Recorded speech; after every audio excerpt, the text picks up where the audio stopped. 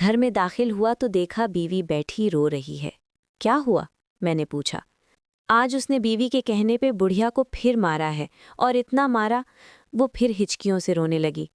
تمہیں کیا؟ وہ اس کی ماں ہے، تمہاری نہیں، اور پھر بڑھیا زبان چلاتی ہوگی۔ میں نے اس کا غم غلط کرنے کے لیے کہا۔ آپ کو کچھ پتا بھی ہے؟ اس بیچاری کو فالج ہے، بیوی نے تلخی سے جواب دیا۔ پہلے تم نے کبھی بتایا نہیں کہ اس کو فالج ہے۔ اچھا چھوڑو، ہم کر بھی کیا سکتے ہیں؟ میں نے موضوع بدلنے کی کوشش کی۔ میرا دل کرتا ہے کہ بڑھیا کو اپنے گھر لے آؤں کچھ دنوں کے لیے۔ کیا؟ کیا کہا؟ پاگل ہو گئی ہو؟ پرائی مصیبت اپنے گلے ڈالو گی؟ مجھے اس کی سوچ پہ غصہ آ گیا۔ صرف ہفتے بھر کے لیے؟ نہیں نہیں، یہ ناممکن ہے۔ اور پھر وہ کیوں دینے لگا اپنی ماں ہم کو؟ میں نے کہا۔ اس کی بیوی کئی مرتبہ کہہ چکی ہے کہ بڑھیا مرتی بھی نہیں، بیوی نے کہا۔ بس اب آپ مان جائیں اور اس کو اپنے گھر لے آئیں، یہ کہتی ہوئی وہ میرے پہلو میں آ بیٹھی۔ اچھا جی، اب اس بڑھیا کو گھر لانے کی ذمہ داری بھی مجھ پر ڈال رہی ہو، اور یہ تو سوچو کہ تم اس کو سنبھال بھی لوگی، میں نے کہا۔ اپنے بچے تو ہے نہیں، میں گھر میں سوائے ٹی وی دیکھنے کے اور کیا کرتی ہوں؟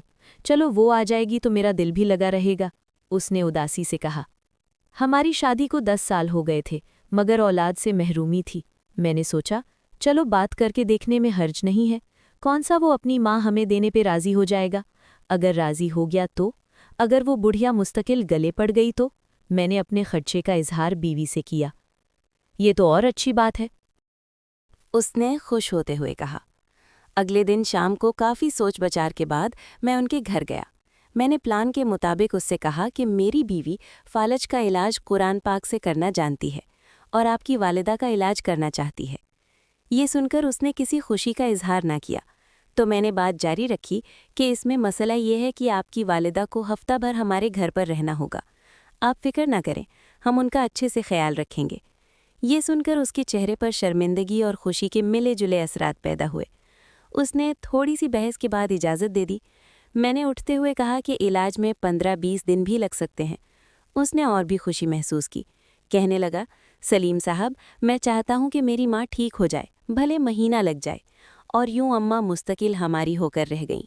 وہ بڑھیا سفید روئی کا گالا سی تھی، مناسب خوراک اور دیکھ بھال نہ ہونے کی وجہ سے حالت اور زیادہ خراب تھی۔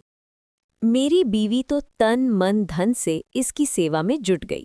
اس کے لیے ہر چیز نئی خریدی گئی، بستر، کمبل، چادریں، کپڑے، اچھی خوراک، اور خدمت سے اماں کے چہرے پہ رونق آنے لگی۔ پتہ ہی نہ چلا، مہینہ گزر گیا۔ پہلے اس کی بہو ہر 2 دن بعد آتی رہی، پھر 4 دن کا وقفہ ہوا، پھر ہفتہ ہونے لگا۔ اماں کو واپس لے جانے کی بات نہ اس نے کی نہ ہم نے۔ دوسرے مہینے میں وہ ایک ہی دفعے آئی، گھر کی مصروفیات کا رونا روتی رہی۔ تیسرے مہینے کے بعد اس نے آنا بند کر دیا۔ میں نے بیوی سے کہہ دیا کہ اب اماں تمہاری ذمہ داری بن گئی ہے، اب تم سنبھالو۔ بیوی نے خوشی کا اظہار کیا۔ یہ غالباً 7واں مہینہ تھا کہ اس آدمی کو اس کی بیوی نے اپنے دوست کے ساتھ مل کے قتل کر دیا، اور بعد میں وہ خود بھی پکڑی گئی۔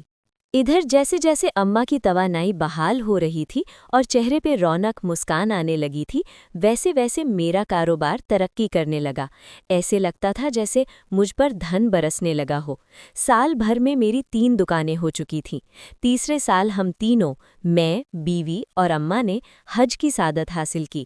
گلستان جوہر میں 500 گز کا بنگلہ خرید کر وہاں شفٹ ہو گئے۔ اماں ہمارے ساتھ 7 سال رہیں۔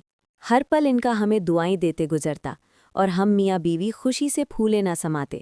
عجیب کرامت یہ ہوئی کہ اماں کی برکت اور دعاؤں سے اللہ رب العزت نے مجھے اولاد سے نوازا۔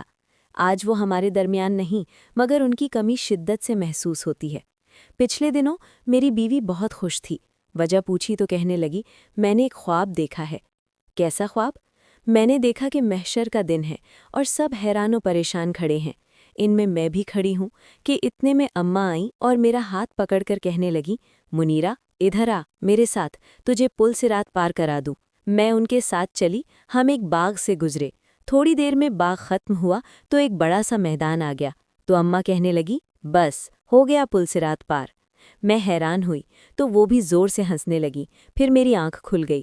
مبارک ہو بھائی، بہت اچھا خواب ہے، مگر تم نے میرا خیال نہ آیا۔ چلو خیر، ہمیں بھی کوئی نہ کوئی مل ہی جائے گا جو پل صراط پار کرا دے۔